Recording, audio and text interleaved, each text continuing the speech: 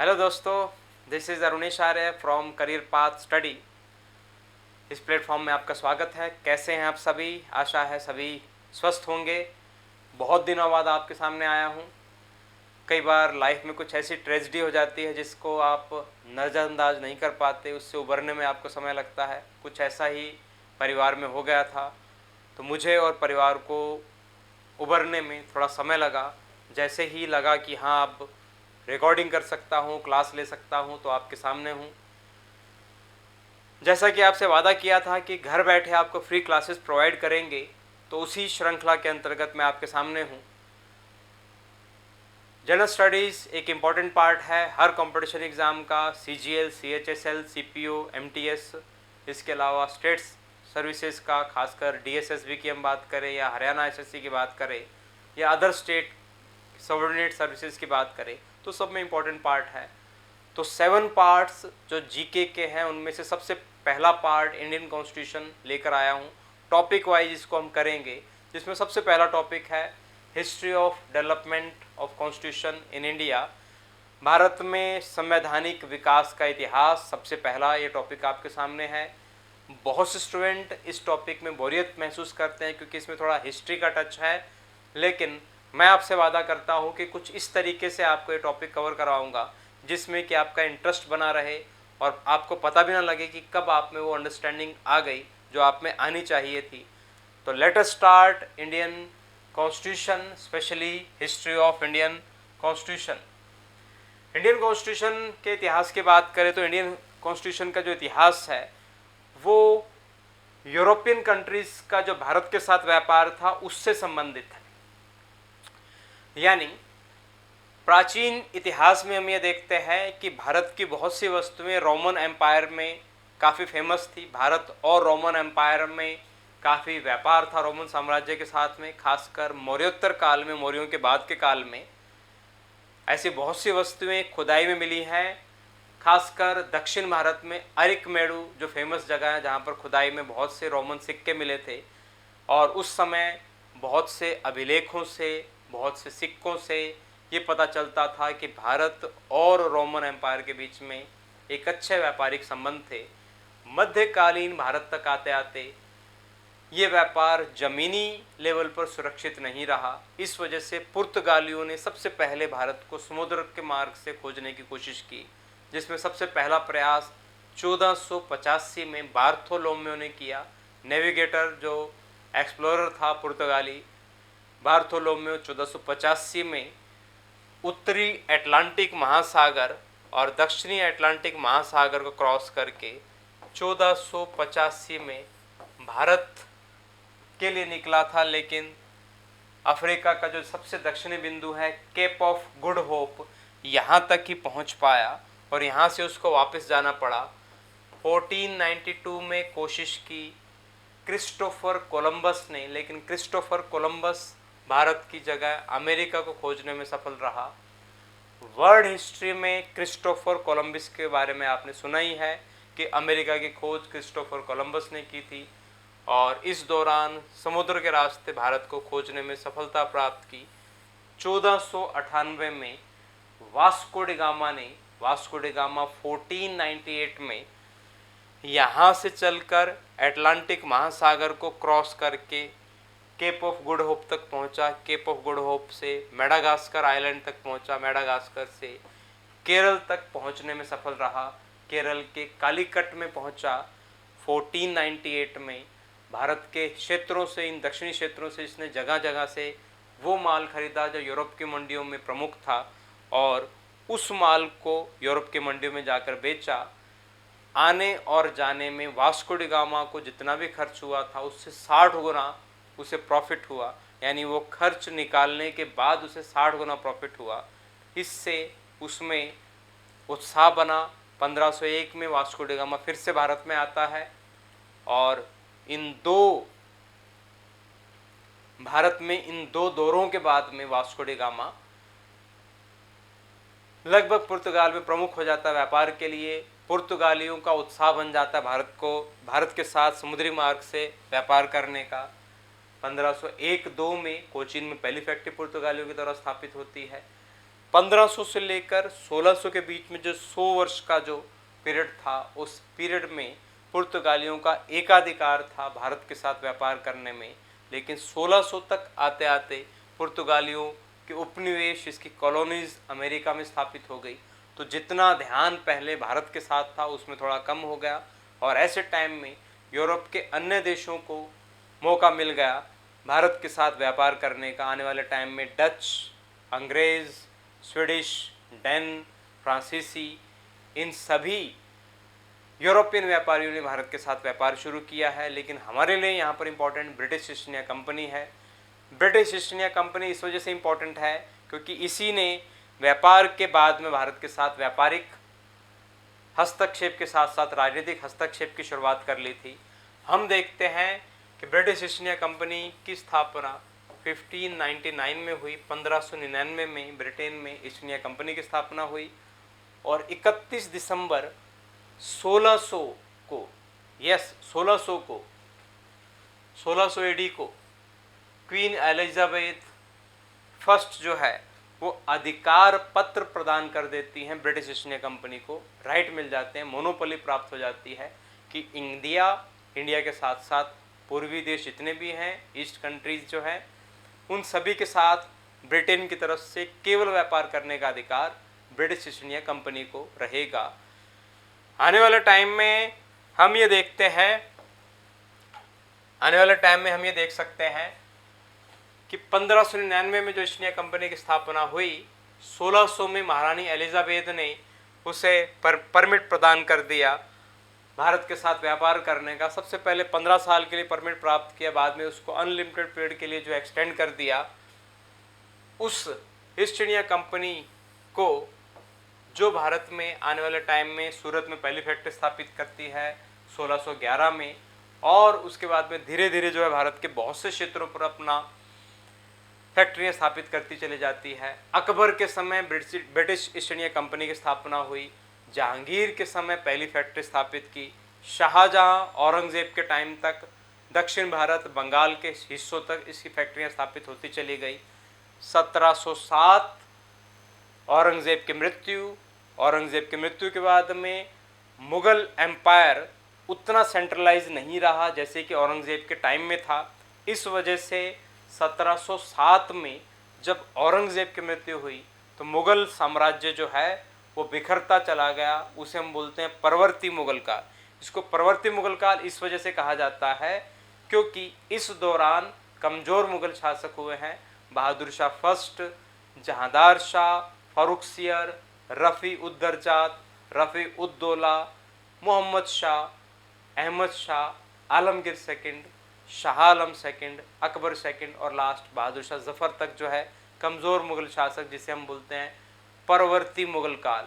ऐसे टाइम में मुग़लों से दूरदराज के राज्य इसके हाथों से निकल गए। 1713 में हम देखते हैं बंगाल मुग़लों के हाथ से निकल गया। 1720 में हम देखते हैं अवध मुग़लों के हाथ से निकल गया। 1722 में हम देखते हैं हैदराबाद मुग़लों के हाथ से निकल गया। ऐसे ही कर्नाटक, तो ये सभी क्षेत्र जब मुग़लों के हाथ से निकल गए, ऐसे समय में यूरोपियन कंपनीज़ में से फ्रेंच जो ईस्ट इंडिया कंपनी थी उसके गवर्नर डुप्ले ने भारत में सबसे पहले राजनीतिक हस्तक्षेप की शुरुआत की। ये क्वेश्चन बहुत बार पुट हो चुका है, किस यूरोपियन शक्ति ने सबसे पहले राजनीतिक हस्तक्षेप किया, तो हम बोल सकते हैं फ्रेंच। लेकिन सफलता प्राप्त की ब्रिटिश ईस्ट इंडिया कंपनी ने। आने वाले समय में हम ये देख सकते हैं कि वो ईस्ट इंडिया कंपनी जो केवल भारत में व्यापार के लिए आई थी, उसने पलासी का युद्ध किया है 1757 में। बंगाल के नवाब सिराजुद्दौला को पराजित कर दिया षड्यंत्र के द्वारा। और बैटल ऑफ बक्सर जिसकी हम बात करें 1764 में ये बैटल ऑफ बक्सर हुई थी। बक्सर के युद्ध में भारत की 3 प्रमुख शक्तियों को एक साथ पराजित कर दिया था ब्रिटिश ईस्ट इंडिया कंपनी ने, जिसमें बंगाल का नवाब मीर कासिम था, इसके अलावा अवध का नवाब शुजाउद्दौला था, और इसके अलावा मुग़ल शासक शाह आलम सेकंड। इन तीनों को एक साथ पराजित कर दिया ब्रिटिश ईस्ट इंडिया कंपनी ने।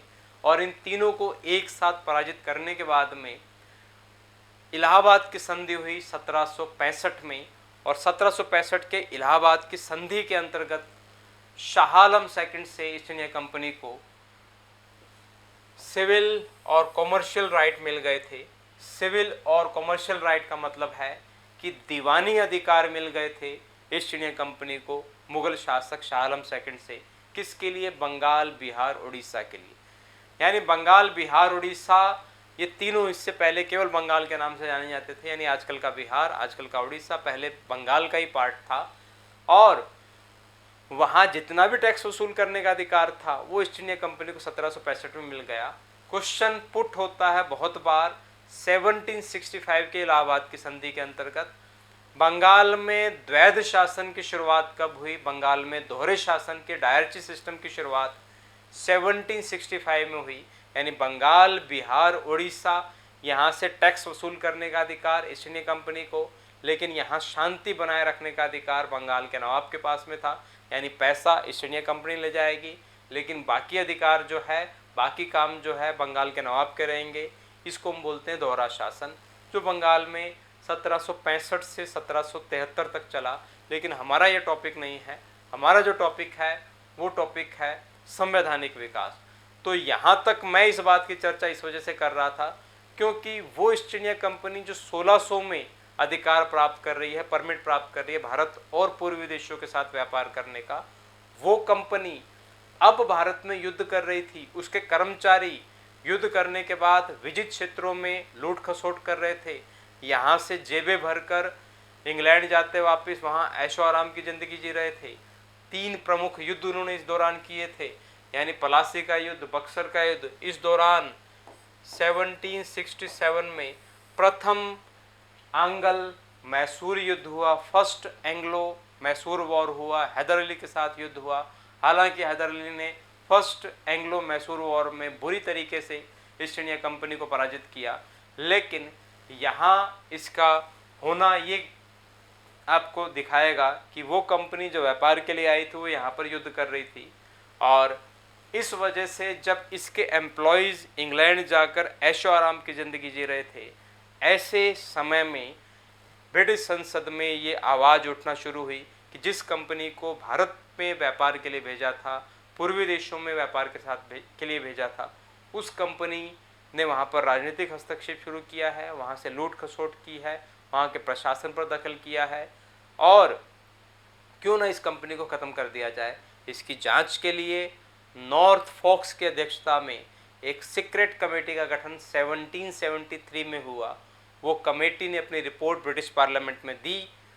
इसी दौरान एक और घटना हुई जिस वजह से ब्रिटिश पार्लियामेंट को ब्रिटिश ईस्ट इंडिया कंपनी में कंट्रोल करने का मौका मिल गया, और वो घटना थी 1773 में ब्रिटिश ईस्ट इंडिया कंपनी ने एक एप्लीकेशन लगाई ब्रिटिश पार्लियामेंट के सामने, जिसमें उसने अपनी कमज़ोर वित्तीय स्थिति की वजह से 10 लाख पाउंड का लोन ब्रिटिश पार्लियामेंट से मांगा।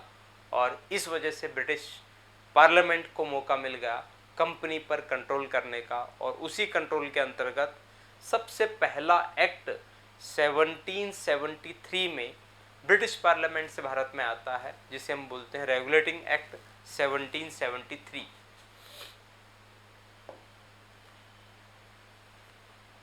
Regulating act 1773, starting of control on company by British government.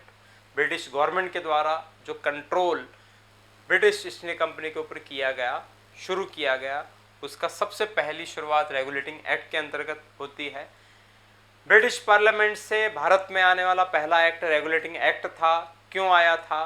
British east India company के लिए रेगुलेशन स्थापित करने के लिए, ऐसे टाइम में जब 1765 से बंगाल, बिहार, उड़ीसा का दीवानी अधिकार ईस्ट इंडिया कंपनी के पास था। ऐसे समय में ये एक्ट आया था।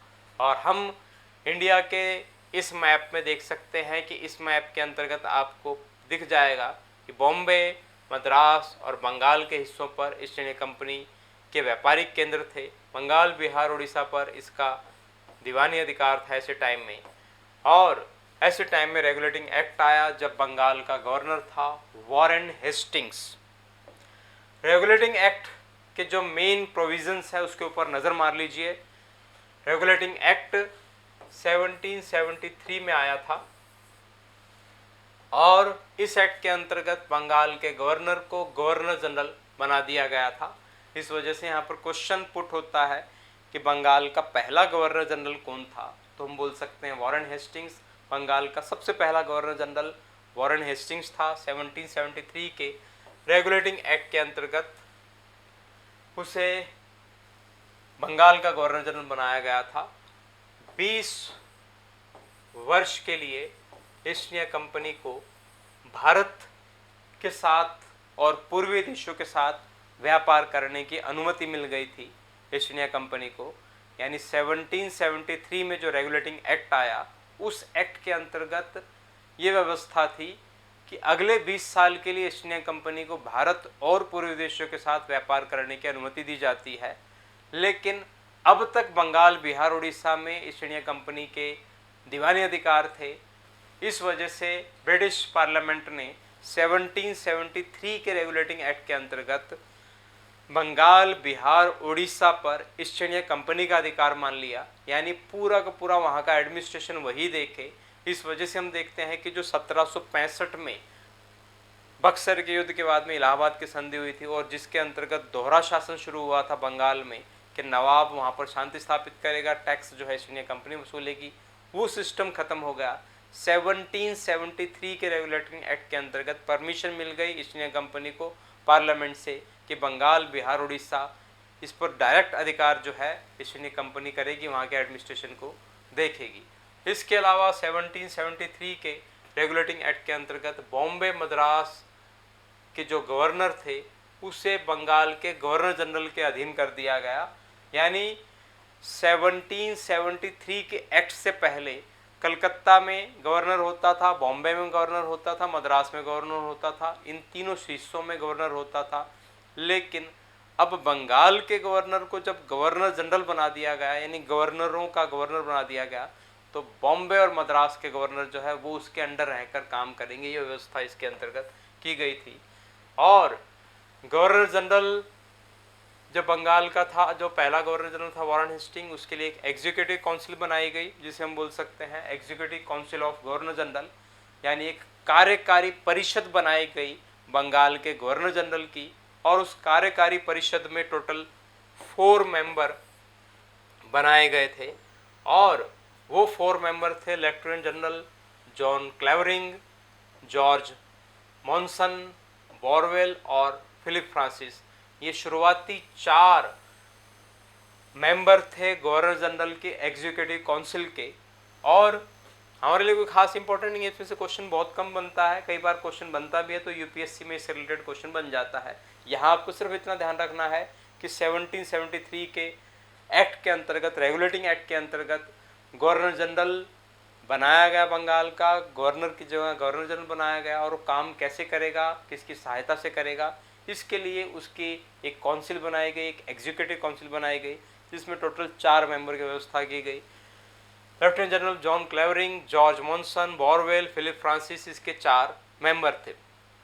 और 1773 के रेगुलेटिंग एक्ट के अंतर्गत एक सुप्रीम कोर्ट की व्यवस्था की गई थी कि कलकत्ता में एक सुप्रीम कोर्ट की स्थापना की जाए। यानी जो ब्रिटिश एम्प्लॉयज़ भारत में किसी प्रकार का अपराध करते हैं तो इसके लिए एक कोर्ट बनाया गया कलकत्ता में। और उसकी व्यवस्था के लिए 1774 में सुप्रीम कोर्ट की स्थापना हुई कलकत्ता में।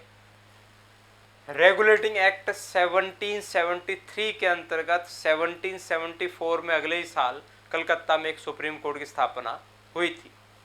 1774 में सुप्रीम कोर्ट की स्थापना कलकत्ता में हुई और उसमें एक मुख्य न्यायाधीश के अलावा 3 और न्यायाधीश होंगे, यानी टोटल 4 जजेस की व्यवस्था की गई। 1774 में जो सुप्रीम कोर्ट की स्थापना हुई थी उसके सबसे पहले चीफ जस्टिस, पहले मुख्य न्यायाधीश थे Elijah Impey. Elijah Impey Calcutta supreme court के सबसे पहले मुख्य न्यायाधीश थे इम्पे। इसके अलावा 3 और जजेस की व्यवस्था सुप्रीम कोर्ट में की गई थी। इसके अलावा रेगुलेटिंग एक्ट में व्यवस्था की गई थी कि ईस्ट इंडिया कंपनी का कोई भी एम्प्लॉय भारत में कोई गिफ्ट नहीं लेगा, यानी उसके ऊपर बैन लगाया गया है कि वो किसी प्रकार का गिफ्ट नहीं ले सकता किसी राज्य से, और इसके अलावा पर्सनल ट्रेड नहीं कर सकता, अपना निजी व्यापार नहीं कर सकता। 1773 के रेगुलेटिंग एक्ट के अंतर्गत 20 साल के लिए अधिकार दिए गए थे। फिर से ban on company employ for personal trade and receive gift, तो किसी प्रकार के गिफ्ट नहीं यहाँ से प्राप्त कर सकते, अपना निजी ट्रेड नहीं कर सकते। रेगुलेटिंग एक्ट के अंतर्गत व्यवस्था की गई थी। 1773 के रेगुलेटिंग एक्ट में ईस्ट इंडिया कंपनी को अगले 20 साल के लिए अधिकार दिया गया था भारत के साथ व्यापार करने का और बंगाल, बिहार, उड़ीसा में एडमिनिस्ट्रेशन को देखने का। यानी इसका सीधा सा मतलब था कि 1793 में एक एक्ट ब्रिटिश पार्लियामेंट से जरूर आएगा जिसमें डिसीजन लिया जाएगा कि कंपनी को आगे भारत में व्यापार करने की अनुमति मिलती है या नहीं मिलती है। और जिस एक्ट के बारे में हमें पहले से पता हो कि वो इस वर्ष इस निर्धारित ईयर को आएगा, उसे हम बोलते हैं चार्टर एक्ट। तो इस वजह से भारत में ब्रिटिश पार्लियामेंट से 4 एक्ट आए हैं जिसको हम बोलते हैं चार्टर एक्ट, जिसकी आगे हम चर्चा करेंगे।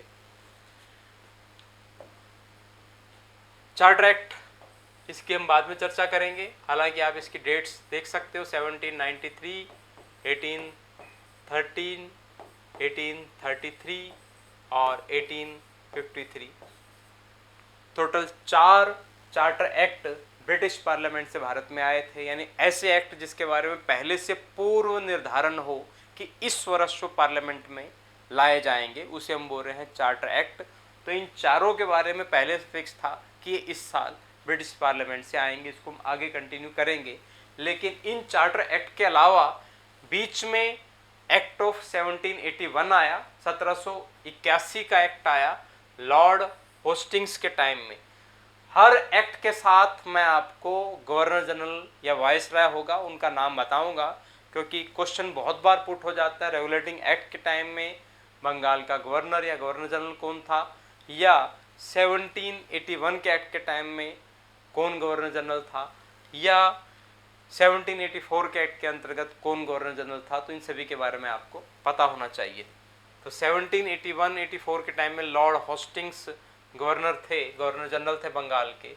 1781 के एक्ट के अंतर्गत वो एक्ट इस वजह से आया क्योंकि रेगुलेटिंग एक्ट में जो कमियां थी उसको दूर करने के लिए बीच में कुछ छोटे छोटे एक्ट आए। उसी सीरीज में 1781 का एक्ट आया था, और लॉर्ड होस्टिंग्स के टाइम में जो ये एक्ट आया, इस एक्ट के समय में इस एक्ट की प्रमुख व्यवस्था थी कि इस एक्ट के अंतर्गत गवर्नर जनरल जो है उनके अधिकार प्रांतीय गवर्नर के ऊपर बढ़ा दिए जाते हैं। यानी बंगाल का जो गवर्नर जनरल है वो बॉम्बे और मद्रास, इन गवर्नर जनरल के ऊपर जो है इसके अधिकार और ज़्यादा स्ट्रॉन्ग कर दिए गए थे 1781 के एक्ट के अंतर्गत।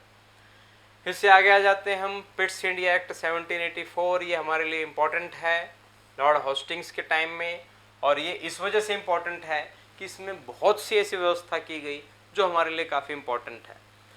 यानी 2 बिल आए थे 1783 में ब्रिटिश पार्लियामेंट में, जिसे डंडास का विधेयक बोलते हैं और फॉक्स का विधेयक बोलते हैं। इन विधेयकों के आधार पर ब्रिटेन के प्राइम मिनिस्टर लॉर्ड पिट्स के टाइम में जो एक्ट आया उसे हम बोलते हैं 1784 का एक्ट। और इस एक्ट की प्रमुख जो खासियत थी, इस एक्ट के अंतर्गत बोर्ड ऑफ कंट्रोल की स्थापना की गई थी। 6 सदस्यों का बोर्ड ऑफ कंट्रोल स्थापित किया गया था 1784 के एक्ट के अंतर्गत। ये क्वेश्चन बहुत बार पुट हो चुका है, बहुत एग्जाम्स में पुट हो चुका है कि बोर्ड ऑफ कंट्रोल की स्थापना किस एक्ट के अंतर्गत की गई। तो बोर्ड ऑफ कंट्रोल की स्थापना 1784 के पिट्स इंडिया एक्ट के अंतर्गत की गई। बोर्ड ऑफ कंट्रोल क्या था, यानी ब्रिटिश ईस्ट इंडिया कंपनी मूल रूप से भारत में व्यापार पर ही ध्यान दे, और जो एडमिनिस्ट्रेशन है, राजनीतिक हस्तक्षेप है या और जो चीज़ें हैं उसके लिए कंट्रोल करने के लिए किस तरीके से वो कार्य करना चाहिए, उसके लिए एक 6 मेंबर का बोर्ड ऑफ कंट्रोल बनाया गया था। और बोर्ड ऑफ कंट्रोल का पहला जो चेयरमैन था वो डंडास बनाया गया था। 1784 में जो बोर्ड ऑफ कंट्रोल की स्थापना हुई उसके पहले चेयरमैन कौन थे, तो हम बोल सकते हैं डंडास जो है वो सबसे पहले चेयरमैन थे 1784 के पिट्स इंडिया एक्ट के अंतर्गत। इसके अलावा बोर्ड ऑफ कंट्रोल के जो राइट्स हैं उसको आपको ध्यान रखना होगा। पॉलिटिकल और एडमिनिस्ट्रेशन से रिलेटेड इसके राइट्स थे। इसके अलावा एक सीक्रेट कमेटी बनाई गई थी जिसके अंतर्गत कोड की स्थापना हुई। कोड का मतलब है कोर्ट ऑफ डायरेक्टर्स, यानी कंपनी का बोर्ड ऑफ डायरेक्टर्स तो होता ही था, लेकिन उनमें से एक सीक्रेट कमेटी बनाई गई 3 मेंबर्स की, जिसके अंतर्गत कोड ऑफ डायरेक्टर्स बनाया गया। और कोड ऑफ डायरेक्टर्स का काम था भारत में अपॉइंटमेंट्स करना और वहाँ के अधिकारियों को रिकॉल करना, वापस बुलाना। ये मेन काम था COD यानी कोड का, कोड ऑफ डायरेक्टर्स का। यानी 1784 के पिट्स इंडिया एक्ट के अंतर्गत बोर्ड ऑफ कंट्रोल और कोड की स्थापना हुई थी। और ये एक इम्पॉर्टेंट आपको ध्यान रखना होगा कि एग्जीक्यूटिव काउंसिल जो गवर्नर जनरल की थी, हमने किया था 1773 का रेगुलेटिंग एक्ट। उस एक्ट के अंतर्गत गवर्नर जनरल की एक एग्जीक्यूटिव काउंसिल बनाई गई थी जिसमें 4 मेंबर आपने किए थे, लेकिन 1784 के एक्ट के अंतर्गत उनमें से 1 मेंबर कम कर दिया गया। यानी अब गवर्नर जनरल की काउंसिल में केवल 3 मेंबर होंगे, उसको सलाह देने के लिए, उनकी सहायता से वो काम करेगा। तो 1 मेंबर 1784 के एक्ट के अंतर्गत कम कर दिया गया। इसके अलावा प्रोविजंस ऑफ गवर्नमेंट ऑफिसर्स, यानी जो ब्रिटिश ईस्ट इंडिया कंपनी के गवर्नमेंट ऑफिसर्स थे भारत में, उसके लिए बहुत से प्रोविज़न किए गए कि उन्हें भारत में किस प्रकार से कार्य करना होगा। अगर जो वो भारत में सही तरीके से कार्य नहीं करते या भारत में किसी अपराध में, किसी क्राइम में शामिल होते हैं, तो उनके ऊपर मुकदमा जो है भारत में नहीं, अब इंग्लैंड में चलाया जाएगा। इस प्रकार की व्यवस्था की गई थी 1784 के पिट्स इंडिया एक्ट के अंतर्गत। इसके अलावा वॉर एंड पीस जो है, युद्ध और शांति संबंधित जो भी डिसीजन गवर्नर जनरल ऑफिस लेगा वो बोर्ड ऑफ डायरेक्टर की परमिशन से लेगा, ये व्यवस्था की गई थी। इसके अलावा ट्रेड पर कंट्रोल किया गया था 1784 के पिट्स इंडिया एक्ट के अंतर्गत, और एडमिनिस्ट्रेशन के ऊपर कंट्रोल किया गया था पिट्स इंडिया एक्ट के अंतर्गत। इसी वजह से आपको याद रखना होगा बोर्ड ऑफ कंट्रोल और कोड, इसकी स्थापना इसी के अंतर्गत की गई थी। फिर से आगे आ जाते हैं एक्ट ऑफ 1786। लॉर्ड कॉर्नवालिस के टाइम में एक एक्ट आया था, और इस एक्ट के टाइम में गवर्नर जनरल जो बंगाल का था उसी को कमांडर इन चीफ बना दिया गया था। यानी सेना का सर्वोच्च सेनापति गवर्नर जनरल को ही बनाया गया, और पहले सेनापति थे लॉर्ड कॉर्नवालिस। ये क्वेश्चन बहुत बार पुट हुआ है, आपको ध्यान रखना होगा। और इसके अलावा अधिकार जो दिए गए थे गवर्नर जनरल को अपनी काउंसिल से संबंधित, वो 1786 में थोड़े बढ़ा दिए गए थे। यानी अब 1786 के एक्ट के अंतर्गत गवर्नर जनरल अपनी काउंसिल के थोड़ा विरुद्ध जाकर भी कार्य कर सकता था, ये व्यवस्था की गई थी। इससे आगे आ जाते हैं फर्स्ट चार्टर एक्ट के अंतर्गत। यानी 1773 में फिक्स था कि 20 साल के बाद डिसीजन लिया जाएगा कि ईस्ट इंडिया कंपनी को और आगे अधिकार दिया जाता है या नहीं, तो उसे हम बोलेंगे चार्टर एक्ट। तो पहला चार्टर एक्ट 1793 में आया था, फर्स्ट चार्टर एक्ट, और इस समय बंगाल का गवर्नर जनरल था जॉन शोर। जॉन शोर का नाम सुना होगा आपने। भारत में जो 3 व्यवस्था हुई थी जिसे हम बोलते हैं स्थायी बंदोबस्त, महलवाड़ी बंदोबस्त और रैयतवाड़ी बंदोबस्त, किसानों से लगान वसूल करने के लिए, उनमें जो स्थायी बंदोबस्त है उसके जनक जॉन शोर माने जाते हैं। लॉर्ड कॉर्नवालिस के टाइम में, जब लॉर्ड कॉर्नवालिस बंगाल के गवर्नर जनरल थे, उसके समय जॉन शोर अधिकारी थे, और उन्होंने ये डिज़ाइन बनाया था स्थायी बंदोबस्त का, परमानेंट सेटलमेंट का, जिसे लॉर्ड कॉर्नवालिस ने लागू किया था। और इस समय जॉन शोर बंगाल के गवर्नर जनरल थे जब पहला चार्टर एक्ट आया। इस चार्टर एक्ट के अंतर्गत अगले 20 साल के लिए फिर से ईस्ट इंडिया कंपनी को भारत में व्यापारिक अधिकार दिए गए। यानी 20 साल के बाद में फिक्स था कि फिर से एक एक्ट आएगा, इसलिए हम 1813 का चार्टर एक्ट करते हैं। इसके अलावा गवर्नर जनरल और स्टेट के जो गवर्नर्स थे उनके अधिकार पहले से ज़्यादा बढ़ा दिए गए। 1793 के चार्टर एक्ट के अंतर्गत वो अपनी काउंसिल के विरुद्ध जाकर भी काम कर सकते थे, इस एक्ट के अंतर्गत व्यवस्था की गई थी। इसके अलावा 1793 के फर्स्ट चार्टर एक्ट के अंतर्गत डिप्टी गवर्नर जनरल की व्यवस्था की गई। ये व्यवस्था इस प्रकार से थी जैसे कि आज की डेट में है कि राष्ट्रपति किसी वजह से एब्सेंट हो, बीमार हो जाए या रिज़ाइन दे दे, उसकी सीट खाली हो जाए, तो ऐसे टाइम में गवर्नर जनरल की जो एग्जीक्यूटिव काउंसिल है उसी में से एक मेंबर जो है as a deputy governor general के तौर पर काम करेगा। यानी गवर्नर जनरल अपनी अनुपस्थिति में अपनी काउंसिल में से किसी एक मेंबर को डिप्टी यानी उप प्रधान नियुक्त कर सकता है, डिप्टी गवर्नर जनरल के तौर पर नियुक्त कर सकता है जो उसके तौर पर कार्य करे। इसके अलावा बोर्ड ऑफ कंट्रोल और इसके अलावा जो भी एम्प्लॉयज़ थे, board of control, court of directors, इन सभी एम्प्लॉयज़ को, इन सभी मेंबर्स को जो सैलरी दी जाएगी वो व्यापार में से ना देकर जो है भारत के राजस्व में से दी जाए। यानी salary of board of control और सैलरी ऑफ एम्प्लॉयज़ वो सभी के सभी इंडियन रेवेन्यू में से प्रोवाइड किया जाए, ये व्यवस्था की गई थी 1793 के चार्टर एक्ट के अंतर्गत। इससे आगे आ जाते हैं, अगले 20 साल के बाद में फिर से जो एक्ट आया उसे हम बोल सकते हैं सेकेंड चार्टर एक्ट, यानी 1813 का चार्टर एक्ट। और इस समय लॉर्ड हेस्टिंग्स जो है वो बंगाल के गवर्नर जनरल थे। इसमें सबसे महत्वपूर्ण बात वही है कि अगले 20 साल के लिए फिर से अधिकार पत्र दे दिया गया ब्रिटिश ईस्ट इंडिया कंपनी को। लेकिन यहाँ आपको ध्यान रखना होगा कि ब्रिटिश ईस्ट इंडिया कंपनी के व्यापारिक अधिकार 1813 में समाप्त कर दिए गए। ये क्वेश्चन बहुत बार रिपीट होता है, ये बहुत बार पुट हो चुका है क्वेश्चन कि ब्रिटिश ईस्ट इंडिया कंपनी के व्यापारिक अधिकार कब समाप्त हुए, तो फिर हमें करना पड़ेगा 1813 के चार्टर एक्ट के अंतर्गत। लेकिन फिर हम क्यों बोल रहे हैं कि ईस्ट इंडिया कंपनी को अगले 20 साल के लिए अगले 20 साल के लिए अधिकार दिया गया? तो ईस्ट इंडिया कंपनी की जो मोनोपोली थी ट्रेड पे, कि इंग्लैंड की तरफ से सिर्फ वही कंपनी भारत और पूर्वी देशों के साथ व्यापार कर सकती है, इस मोनोपोली को समाप्त कर दिया गया। लेकिन ये पूरा नहीं समाप्त किया गया था। ईस्ट इंडिया कंपनी को अधिकार दिया गया कि वो चाइना के साथ व्यापार कर सकती है, और इसके अलावा चाय का अधिकार जो है अगले 20 साल के लिए ईस्ट इंडिया कंपनी को दिया गया। इस वजह से इसको हम बोल सकते हैं कि पूरा का पूरा व्यापारिक अधिकार नहीं खत्म हुआ, लेकिन व्यापारिक अधिकार 1813 के एक्ट के अंतर्गत ट्रेड राइट जो है समाप्त हो गए थे। इसका मतलब ये था कि अब इंग्लैंड से ब्रिटिश ईस्ट इंडिया कंपनी के अलावा कोई भी व्यापारी या कोई भी कंपनी भारत के साथ आकर व्यापार कर सकती है। और इस वजह से हम देखते हैं कि 1813 में जो अदर व्यापारियों और अदर कंपनीज के लिए भारत के रास्ते खोल दिए गए, इससे आने वाले टाइम में भारत का शोषण और ज़्यादा बढ़ जाता है।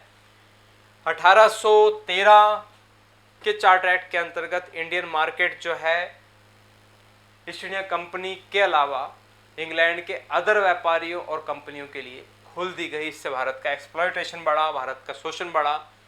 इसके अलावा कंपनी के जो शेयर होल्डर्स थे उनको 10.5% प्रॉफिट जो है वो भारत के राजस्व में से दिया जाए, ये व्यवस्था की गई। यानी वैसे देखा जाए तो जो व्यापार में प्रॉफिट होता है, जो ट्रेड में लाभ होता है, उसी में से जो है प्रॉफिट दिया जाता है शेयर होल्डर्स को।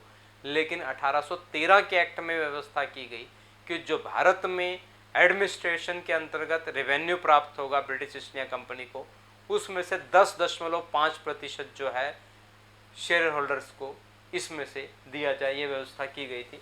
इससे आगे आ जाते हैं परमिशन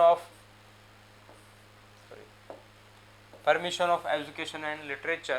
तो इसका मतलब ये है कि 1813 के चार्टर एक्ट के अंतर्गत ईस्ट इंडिया कंपनी के लिए ये व्यवस्था की गई ब्रिटिश पार्लियामेंट के द्वारा कि वो 1 लाख रुपए 1 लाख पर एनम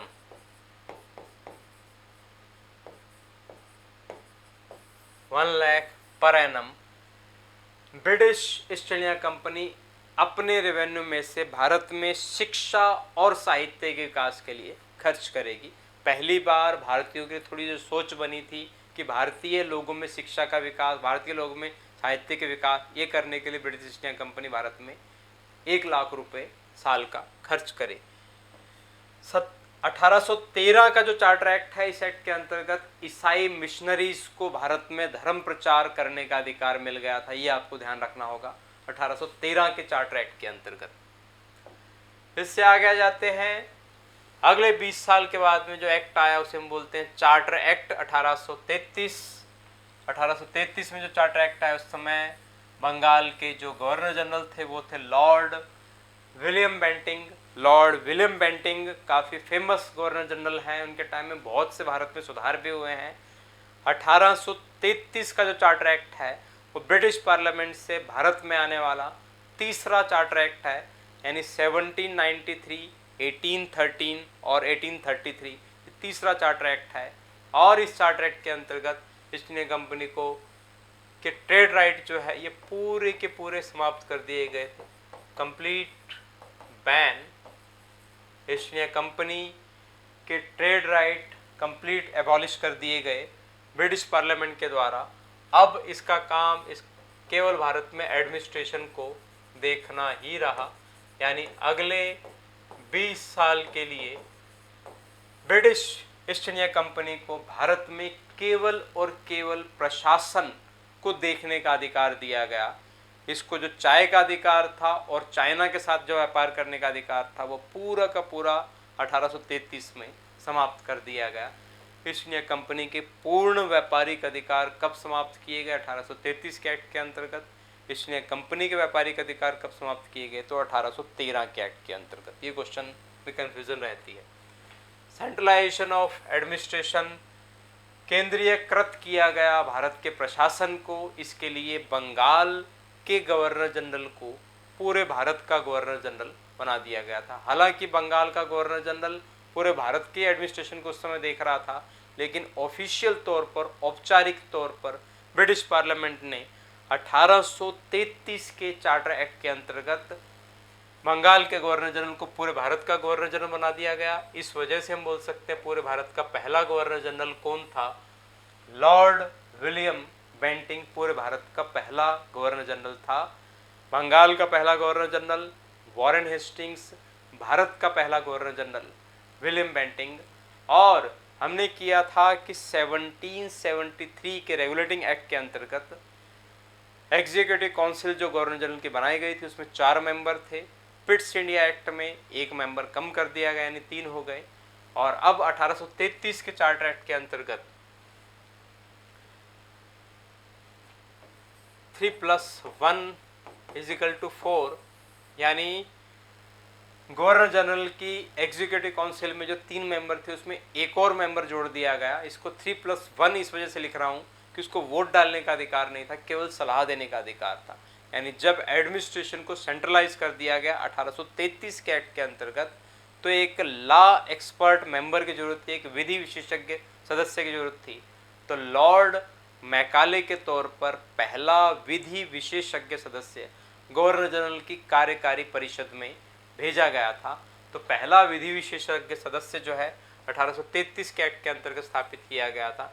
इसके अलावा जो बोर्ड ऑफ कंट्रोल का चेयरमैन होता था, उस बोर्ड ऑफ कंट्रोल के चेयरमैन को 1833 के इस एक्ट के अंतर्गत बोर्ड ऑफ कंट्रोल का जो चेयरमैन था उसे मंत्री बनाया गया, भारत का एक मंत्री बनाया गया। यानी ब्रिटिश पार्लियामेंट में भारत के लिए जो थोड़ा जवाबदेह रहेगा वो रहेगा बोर्ड ऑफ कंट्रोल का चेयरमैन, उसे भारत का मंत्री बनाया गया। मिनिस्ट्री ऑफ इंडियन अफेयर्स का चेयरमैन बनाया गया और उसकी सहायता के लिए 2 असिस्टेंट कमिश्नर भी नियुक्त किए गए 1833 के एक्ट के अंतर्गत।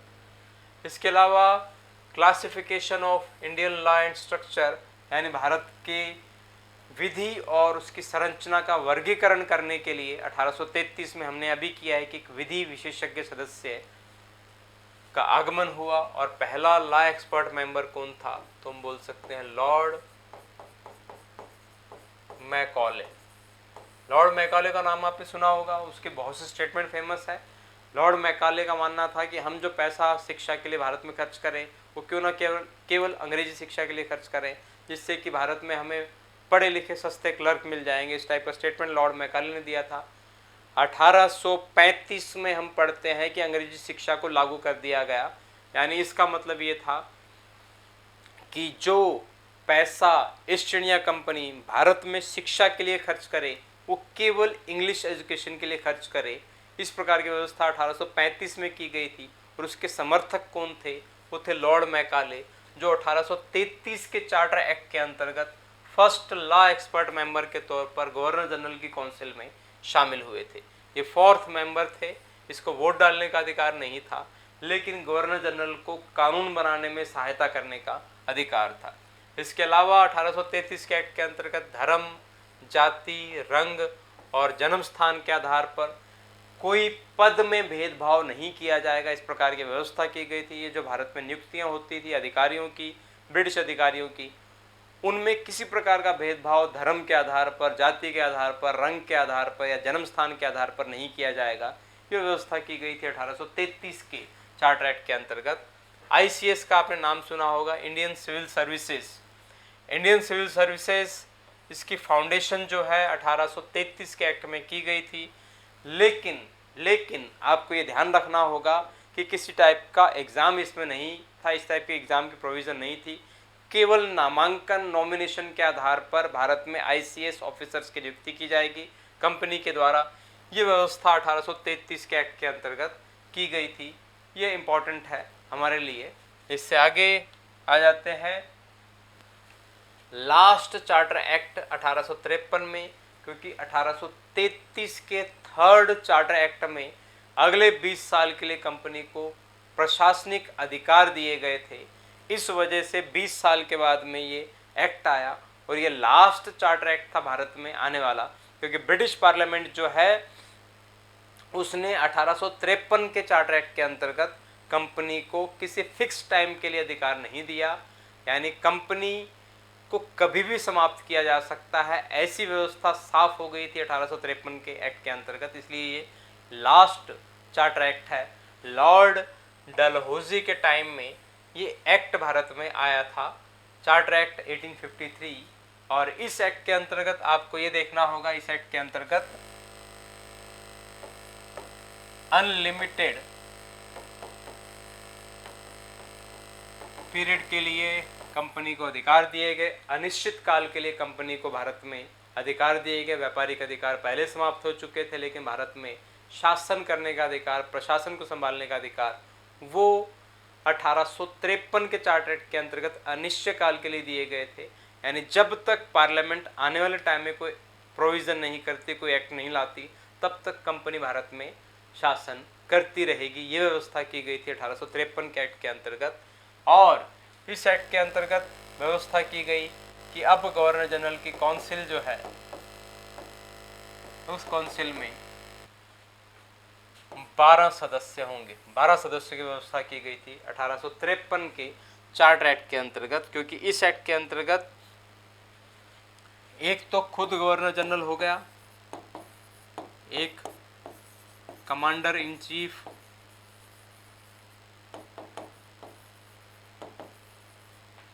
इसके अलावा 3 काउंसिल के मेंबर, एक लॉ एक्सपर्ट मेंबर,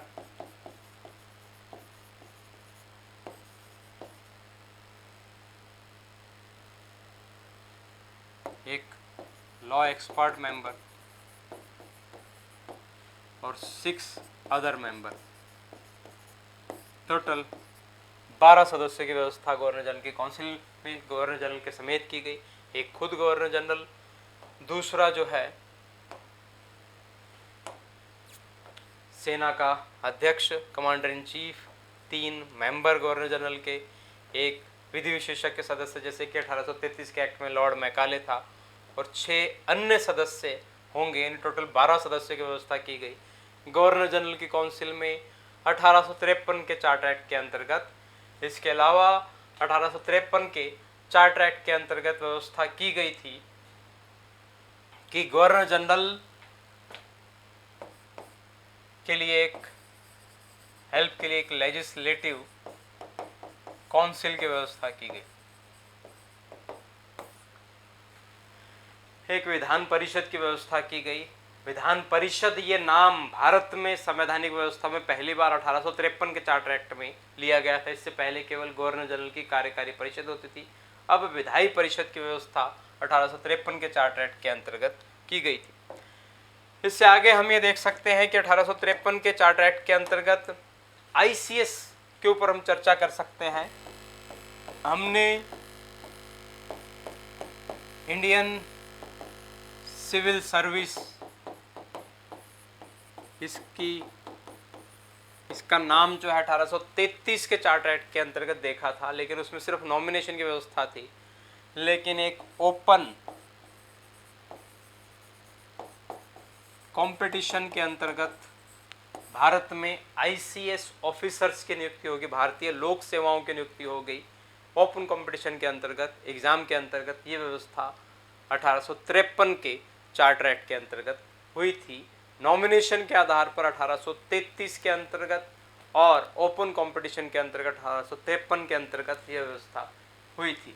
इसके अलावा 1853 का जो चार्टर एक्ट है, इसमें और भी बहुत सी चीज़ें इम्पोर्टेंट तौर पर इसकी हुई थी।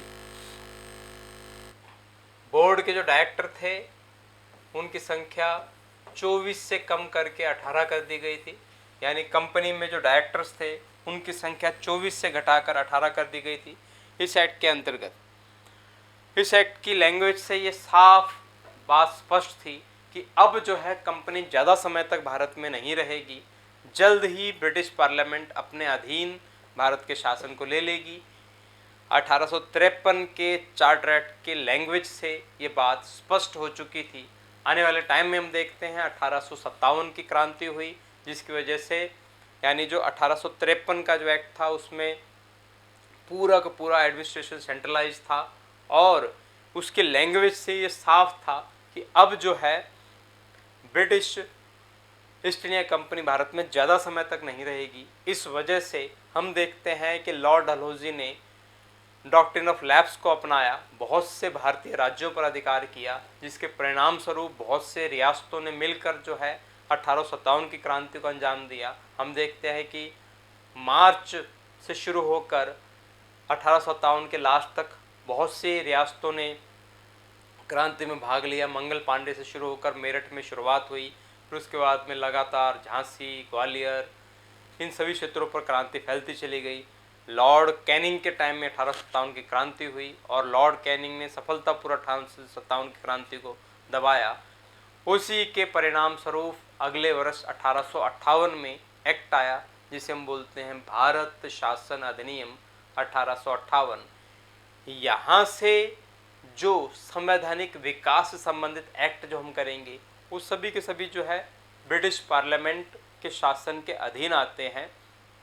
इस वजह से 1858 का भारत शासन अधिनियम, फिर कौंसिल एक्ट शुरू हो जाते हैं। 1861 का भारत परिषद अधिनियम, 1892 का भारत परिषद अधिनियम, पार्लियामेंट सुधार, माउंटफोर्ड रिफॉर्म्स, ये एक्ट हम आगे करेंगे।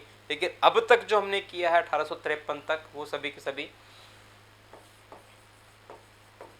क्राउन के अधीन, ब्रिटिश ताज के अंतर्गत था। इस वजह से ये जो संवैधानिक विकास की पीढ़ी थी ये क्राउन के अधीन था, ब्रिटिश पार्लियामेंट के अंतर्गत था। इससे आगे का जो एरिया है वो डायरेक्ट ब्रिटिश पार्लियामेंट का भारत में रूल है, इसलिए उसको हम आगे सेकंड पार्ट में कवर करेंगे।